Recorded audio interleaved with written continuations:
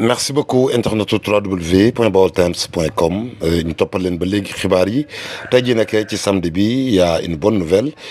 pour les inondations et pour les bassins d'hydratation parce que les engins de l'armée sont déjà sur place indi nañ ko gannaaw bi nga xamante ni jóge nañ ko rek ils sont déjà sur place boo demee ci bassin d'hydratation bi nga xamante ne ni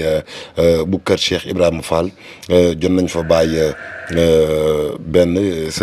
camion bi ma nga fa aussi bàyyi nañ fa benn oto boo xamante ne ni plateau la